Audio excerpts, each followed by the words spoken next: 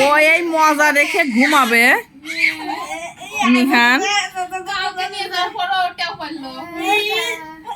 তখন তোমার ভাইয়াকে আমি বললাম যে আয়ানা নানাক নিয়ে আসছি, ও ঘুমাবে না, এই জন্য এরকম করছে।